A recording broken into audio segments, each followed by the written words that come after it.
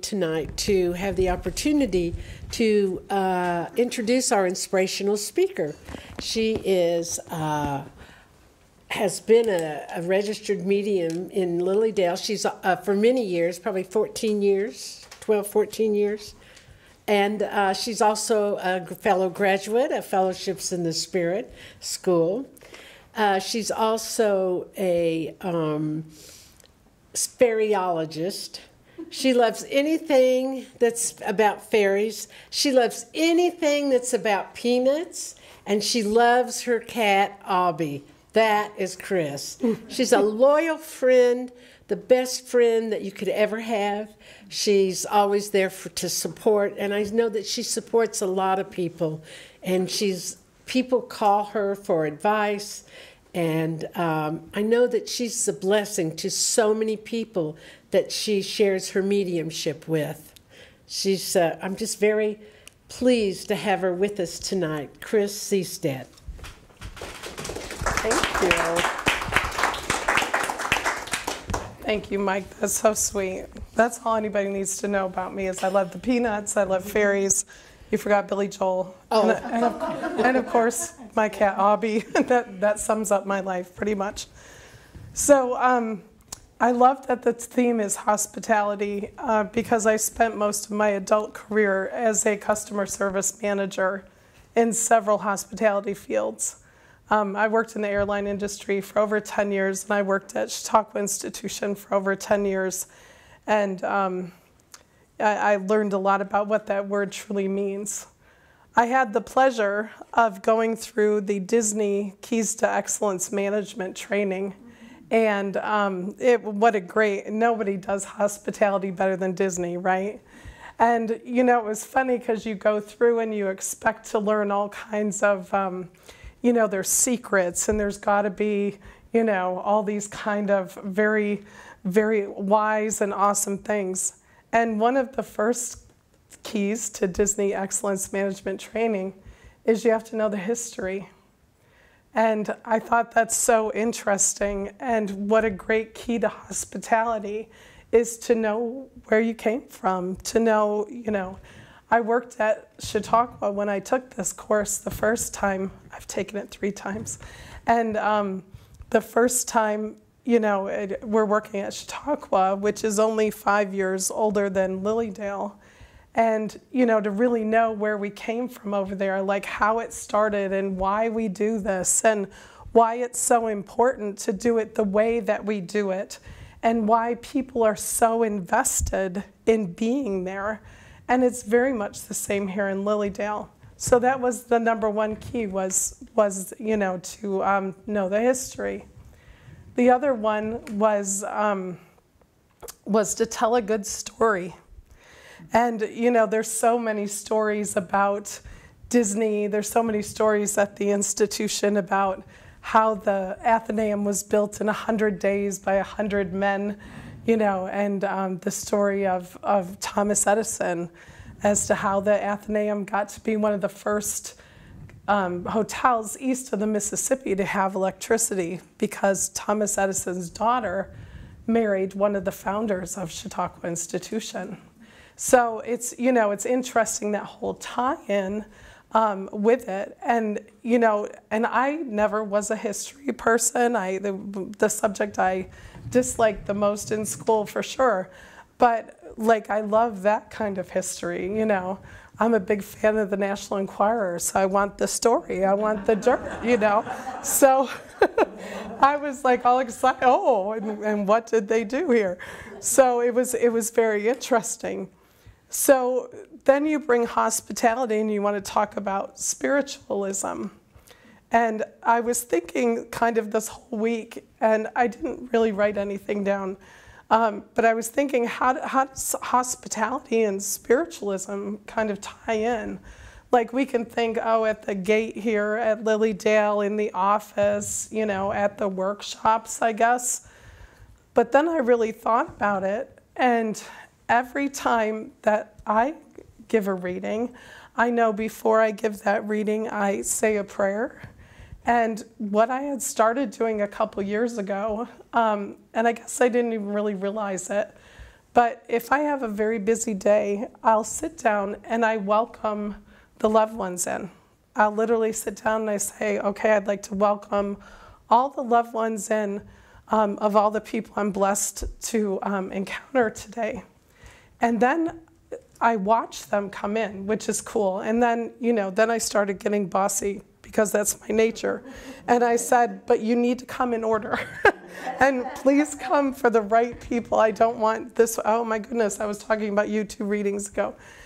Come in order, and stuff. So I was setting the tone because that's what hospitality is all about, is welcoming. When I came to school here at Fellowships, I didn't know anybody.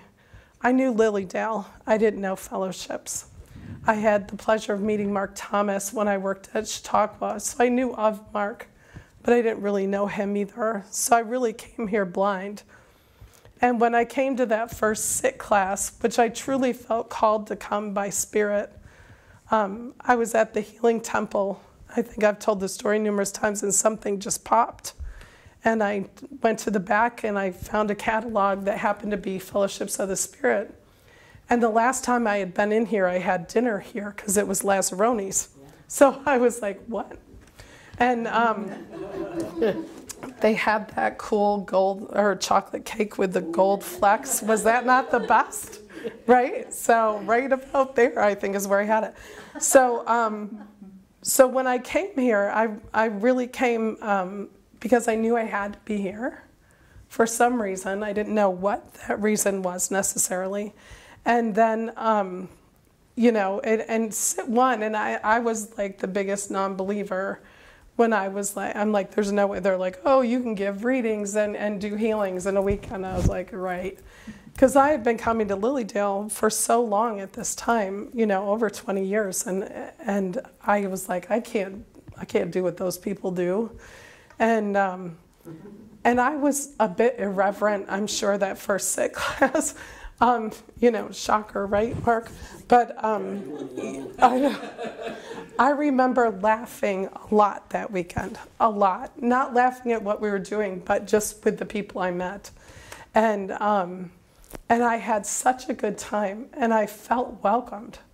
And so when I came back for sit 2, this already started to feel like home because that hospitality had already been felt by me. And because Spirit was welcoming me, because Spirit's the one that pushed me to be here to begin with. So, and then by the time I came to school, which I was nervous about, I mean, I was a single mom at the time. My children were young. I didn't know if I could do it. I didn't know if I could do it financially, but I didn't know if I could do it. I didn't know that I could be a medium, but I took that leap of faith. And then that first night that you come here, and we did the foot bathing, and it's such an intimate thing to do, but what a great thing to make you feel welcome. And I have horrible feet. I really do. Like, they're deformed. Like, I have bunions I was born with. They're ugly. And when I heard we're doing foot bathing, I thought, oh, dear Lord, there's no way. And the poor person that's going to have to see my feet and all this stuff. And, but we did it. And it just, that intimate, that welcoming, that warmth, that friendship, that love, really was the hospitality I felt that kept me coming back. Because if you don't feel that hospitality, you'll never come back, right? If you went to Disney and had a horrible time, you wouldn't come back. They know how to do it. I took my daughter to Disney because we lived in Florida at the time, but I took her there for her 16th birthday, and we ate in Cinderella's castle. And she was 16, but she loved it, And they gave her a princess cake, and I got to pick out the princess cake, and they gave her a glass slipper with her name on it. And all the princesses came over and wished Maddie a happy 16th birthday, and they sang to her. And it was lovely. It was lovely, and we felt welcomed. And we weren't rushed out of there. I'm sure they needed our table, but we didn't feel, when you've worked on the other side of hospitality, it's a smile out here, and you might be swearing at somebody in the kitchen, but, it's just different. So, but isn't it the same with spirituality? When I established my relationship with Spirit, I'm very hospitable. I used to beg Spirit when I first started, right? I was like, please don't let me, get up there and choke. Please give me something. Please, please, please. And then I realized, wait, Chris, you've got this. And we learned here at Fellowships that Spirit never lets you down. So I had to trust that, because hospitality is about trust. You've got to trust that you're going to have a good time. You've got to trust that your hosts are going to be hospitable. You've got to trust. So now when I work with Spirit, I don't beg them to let me be an open channel. I tell them I'm an open channel. My open sign is up. So however you need to use me, I am open and I'm willing, because I need to serve the people that I am blessed to have come. And so it's all about being grateful. And Mike, your inspirational thing to begin with was perfect. I'm like, she's taking all my stuff here. But it's about kindness and it's about gratitude, because that's what hospitality is all about. I know that I learned this from my family, which I'm very blessed to have a very big and very open family. I always say our family motto is the more the merrier, and it always has been. We always had all kinds of people show up at our dinner table, all kinds of people, I'd wake up in the morning, there'd be people on the couches downstairs, and not only from my parents, but after a while from us kids, because we all kind of really caught on to that. And, I'm grateful that that was established with me as a young child. Because even at my house, I'm always like, everybody's welcome. I don't, as long as you don't mind the cat and, whatever, come on in. And I feel like you have to be that way when you're a spiritualist. Because if you're not willing to let anybody in, then how can we do this work? And how can we let Spirit touch the lives of everybody? Not everybody that comes to me is, a middle-aged woman who's all nicely coiffed and dressed and things like that. I've had people that when they initially came in my house, I was a bit afraid. And, but then you trust Spirit and, you keep your guard up though, because I'm not dumb either. But, it's like they need this and they need Spirit, and I get to be, I always call myself the elbow joint, where Spirit comes through and then the information comes out. And I feel so blessed. And some of those people that maybe I prejudged because I'm human end up being some of the most beautiful people that I have the opportunity to serve. And I also feel like being hospitable to Spirit lets me bring in all those wonderful spirits that we would so want to hear from. We always don't want to hear from the grandma who's disapproving of us and shaking their finger, but we sure would love to hear from that teacher who says, wow, you're doing great. So it would be like hearing from Elaine for me saying, wow, Chris, maybe you're doing a good job. So I feel that we have to be hospitable in order to make that spiritual connection, to bring spirituality to more people, so that we can grow in love and gratitude and grace. Because hospitality has to be graceful. If you came to my house and I threw a can of soda at you and some Cheez-Its and said, the TV's over there, go for it, you may not feel the love that I have and the gratitude I have for you being at my home. Not to say that that won't happen at times, because I'm sure it's happened to you. But, so it's the intention. Didn't we all learn about intention right here in this room? Is that when I set the intention that I'm going to be open and I'm going to be grateful for everybody that comes through my door, no matter who, no matter what, no matter how. And then Spirit says, she's got it. And then Spirit shows up. So that's how the hospitality, for me, ties in with being spiritual. I feel they very much go hand in hand. And it is about kindness, because why would we not? Why would we not want to spread kindness? Not every time that I have had the pleasure of being in the hospitality industry have I received kindness I think I told you guys before, I worked in lost luggage, and people are not happy. People are not happy. But I was thinking about this week, and I'll give you a quick story. So when I worked in Buffalo and I was in lost luggage, I had a gentleman come up to me and he said, "We lost our bag." I'm like, okay. I get out the form, I get out the little sheet so you can show me. And I said, "I need your airline ticket and your baggage claim stub." And he goes, "I don't have one. Our bag was never checked." He said, "We left it at the ticket counter." And it was like San Francisco or LA. It was a big airport in California. And I looked at him and I said, "You realize that we are not liable for that bag because it was never checked." I said, "But I'm happy to take a courtesy claim." So I did. I took a courtesy claim, wrote courtesy claim in big letters on the top. And he was the nicest man. And this was the duffel bag that they shoved every last thing that they loved, that they held on to right before they packed, last minute souvenirs and stuff of this wonderful. They had been out in California for a couple weeks. And it was him and his wife and his kids. And back then, we didn't have the internet, but we had a telex printer. And so I had quickly learned in baggage service that nobody reads the messages that come across the printer. So I would always make up poems, or I would say, "Sing this to the tune of the Brady Bunch." Anything I could so people would read mine, because I need to find this bag. And every day that gentleman would call, and I would say, "I haven't found it yet, but please be assured I am looking."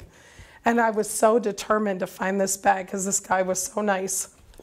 Finally, on the 6th day, and we only held claims in our station for a week, I found the bag. And it was a miracle because it had never been checked. And he thought, again, he left it at the ticket counter.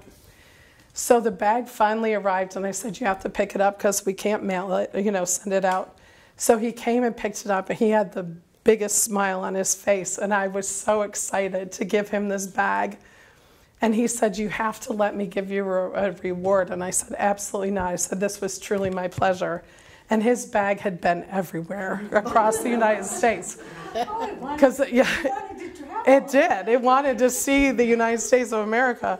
Because when the bag doesn't have a tag on it, and if you're a lazy ramp person, you let it ride. You're like, "Well, I'm not dealing with that, and we'll just keep it on the airplane."